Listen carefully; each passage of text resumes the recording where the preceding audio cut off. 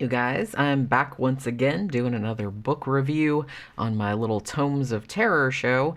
Now, actually, what I had originally planned to do for today's video was I was going to reread House of Leaves, which I know I've been promising since like the beginning of the year.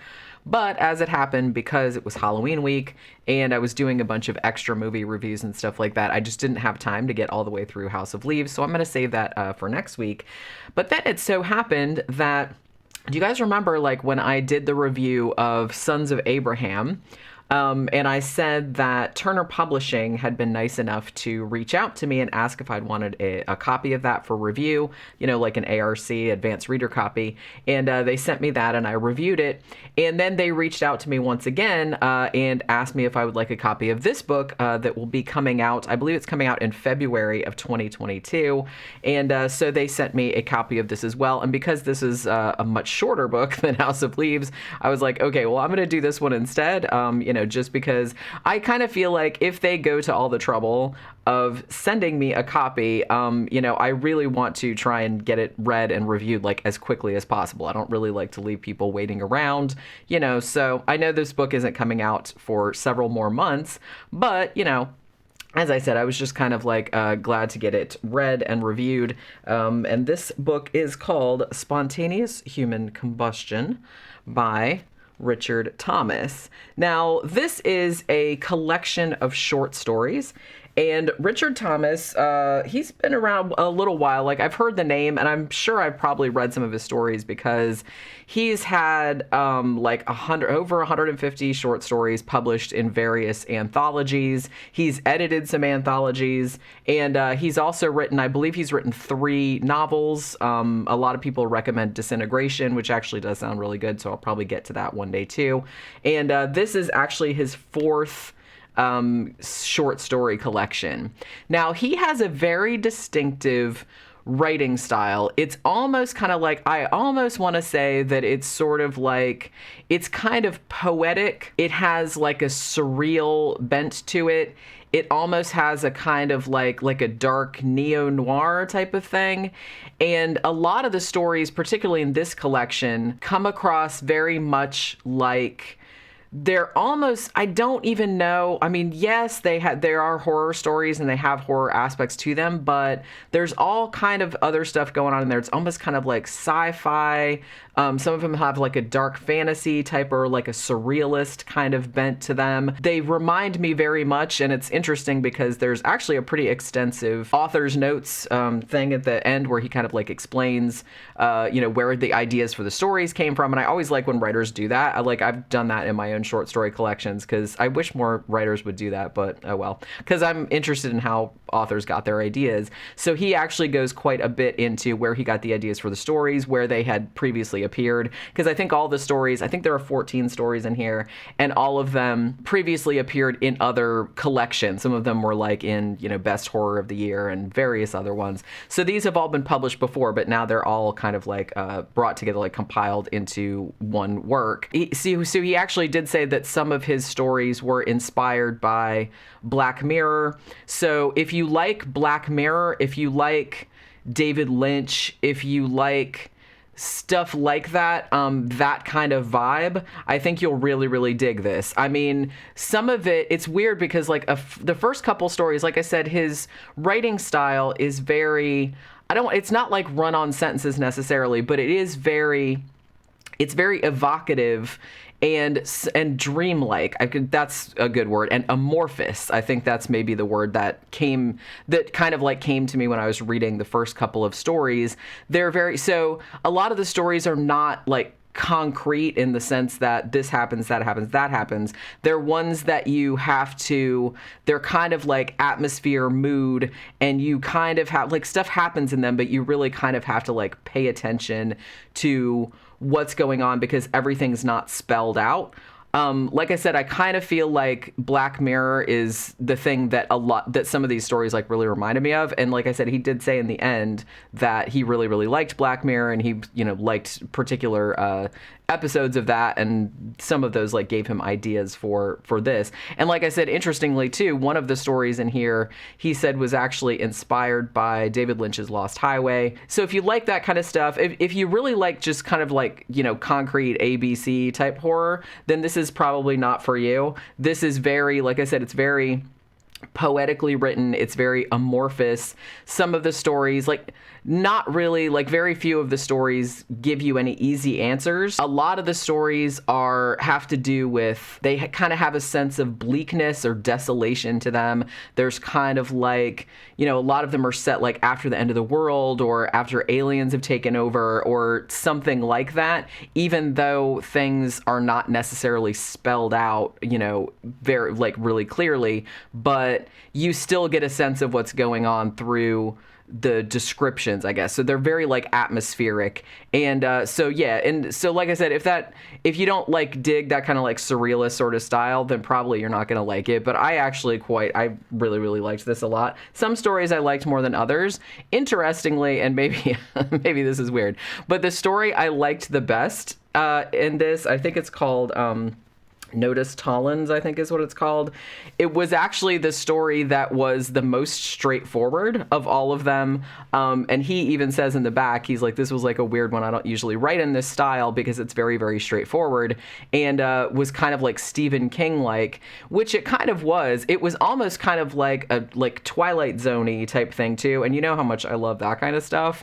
So I'm not saying I just particularly like that one because it was the most straightforward and easiest to follow out of all the stories. But for whatever reason, that one really stuck out the most to me. It was not the only one. Actually, there's a lot of really good ones. But in that particular story, it's just basically about this guy who every year on Halloween, him and his friends all get together for this poker game.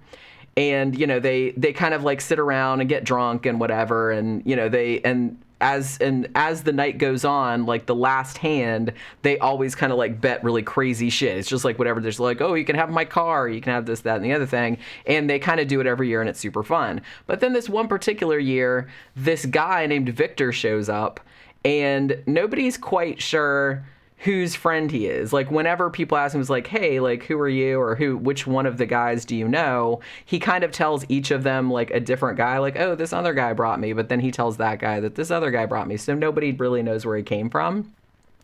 And basically what ends up happening is that Victor and the protagonist of the story, like the guy that's telling us the story, they get to the end, like everybody else folds, and they get to the end, and it's like this massive bet. Like Victor is like, if you win, like you can have, it's like some like $60,000 or something like that, and like his Corvette, and it's like his classic Corvette and all this other kind of stuff. So the protagonist ends up losing, and and he's already bet like his minivan and all of this money that he can't really afford and all this other shit. So Victor actually gives him a kind of a bargain. He says, I tell you what, you don't have to give up your car, you don't have to like lose to me and everything like that, but what I want you to do, you can actually have my Corvette, you can have all the money, I don't need it, but all I want you to do in return is to take this coin, and it's kind of like this special like gold coin with like a pyramid and stuff like that on it, and he says, on the first of every month, I want you to flip it 10 times, and if you get 10 heads in a row, then I'm gonna ask you to do something. I'm not gonna spoil what it is, but he's like, what have you got to lose? It's like, how likely is it that 10 heads will come up in a row? So the guy's kind of like, okay, like he doesn't really like the idea, like after the dude tells him like what he wants him to do if 10 heads does come up. But he's like, again, how likely is that to happen? So he takes the bargain, probably surprised no one that eventually, after a long time has passed, 10 heads do come up in a row, and he has to make good on the bargain. But yeah, so I think that was probably, I don't know, I was going to say, like, I think that's my favorite story in it. It was for a while until I got to the last story, which is called Ring of Fire, which is actually more of like a novella. It's pretty long, and it has like an epilogue as well. And it's it reminded me a lot. It's funny because At least I kind of knew where he was coming from, because I'm reading this story and I said, man, this kind of reminds me of that movie Moon with Sam Rockwell in it. And when I was reading the author's notes at the end, he said that was one of the Moon and Annihilation were where he kind of got the ideas for this. So basically what that story is about is there's a guy and he's in this kind of concrete bunker. Like there's like an apartment, like living quarters, but he's working there and he's supposedly like extracting these really, really valuable minerals. And so his job is basically, you go to the drill, he takes the minerals and you have to like separate them out and weigh them and everything. And he does this every single day. And he's not supposed to leave the compound because it's supposedly somewhere like on the Arctic waste. So it's like freezing cold outside.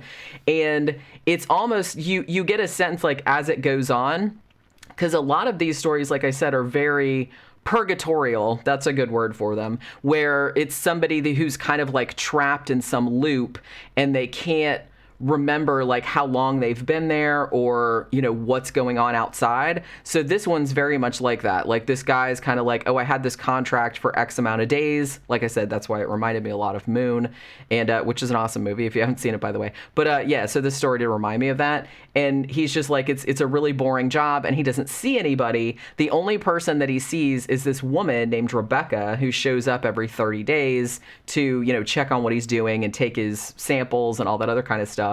And it's weird because they start kind of developing like a friendship and then sort of a romance, but then there's other stuff going on. Like sometimes sometimes there's a spider and like sometimes there's a pet rabbit, and sometimes, and like I said, he has like all these memories that he's not sure if they're like real memories or if they've been implanted or how long he's actually been in this place or if somebody's like watching him. So it's just kind of like, it's really, really good. It's like a really compelling story. And then like the more it goes on, the sort of clearer it becomes what exactly is going on. It's almost kind of like he's like an experimental, like a lab rat type of thing. But like I said, I'm not going to spoil it because I don't really want to spoil any of the stories in this because, this isn't out yet, and it won't be out until early next year. So obviously, most people will not have been able to read it other than if they had like an advanced copy. But yeah, so that is also like a really great story. I think one of the other ones that stood out a lot, and it's actually pretty short, it's called From Within. And again, this is a story where everything is just kind of done by like implication, suggestion, like nothing is spelled out like, this happened and so this is what the world is like now. But it just kind of like throws you into the atmosphere or the world, and you just kind of have to like, find your way through it. So in From Within, there's like a man and his son, and clearly something really, really bad has happened on Earth. Apparently, like some kind of weird aliens, like alien overlords, have like taken over, and they're like these big floating kind of creatures, and they pretty much put all the humans to work like in mines because there's some particular mineral, like I said, that they need to survive. So all the humans just do like this backbreaking labor all day long. And, the opening of the story is so great where just like this person like comes into this man and son's apartment or whatever and like just starts measuring the kid. You know what I mean? And like as it goes on, like why they're measuring the kid, what they need it for. And that one actually, I don't know, is this too much of a spoiler? That one actually kind of has sort of a happy ending, or at least a hopeful ending. Most of these do not. Like I said, a lot of these are very bleak, kind of desolate sort of stories.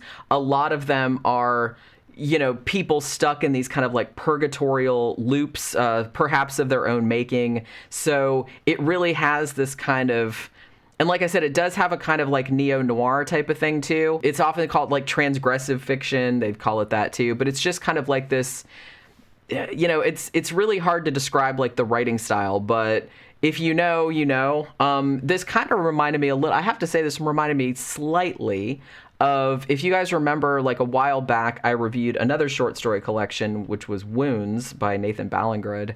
And this kind of is like that. It's not like exactly the same, but it's like that's like a similar sort of genre, I guess, if you want to call it that. So if you're really into that book, which like I said, was kind of like a surrealist sort of thing, then you'd probably really, really dig this as well. This is the first Richard Thomas that I've read. He has like a lot of, like I said, he's been in a shit ton of short story, like anthologies. He's done stuff with like Chuck Palahniuk, who has a blurb here on the cover. So, and also, so if you like that kind of stuff, just kind of weird fiction in general, then probably you will really, really dig this. And, you know, like I said, and I only brought up like 3 of the stories in there that stood out to me the most, but there are like pretty much all of these are pretty awesome. Those 3 were my favorite ones, but I mean, the first story, Repent, is also pretty great. So it's just a really good, creepy, unsettling, kind of, like I said, surrealist sort of stories. And they all kind of have, I mean, they're all different and they all have like different stories, but they all have kind of like similar themes to them. So the collection really does hang together quite well, even though the stories, I believe, were written over like a 5-year time period, you know, and appeared in various anthologies. And some of the stuff was written with specific things in mind. Like there was a couple stories in here that are kind of nominally about clowns, sort of. One in particular is about this clown named Crinkles, but the reason that he wrote that was because there was another anthology, like a multi-author anthology, and it was kind of all set in the same world about this character, Crinkles the Clown, but he went like really strange with it, like really cosmic. There's also like a couple of sort of like Lovecraftian stories in here. One in particular, which is called In His House, which is, you know, straight up Lovecraftian. And it's also kind of written in sort of like an epistolary style, as though it's a letter addressed to you, the reader. And I also quite liked that one as well. But yeah, definitely check this out. Like I said, this is, it'll be out in February of 2022. I believe you can pre-order it at the moment on Amazon. And there's a couple of kind of big like Publishers Weekly and stuff like that have already reviewed it. So like I said, they've been sending out advanced reader's copy, of which I got one right here. Like I said, advanced reader's copy. I feel so special. But yeah, so definitely, if you, like I said, if you dig Black Mirror or like any kind of surrealist neo-noir type fiction, then you definitely need to check this out, because this will be right up your alley. So yeah, that'll do it for this Tomes of Terror, and I will be back on the next one. Bye.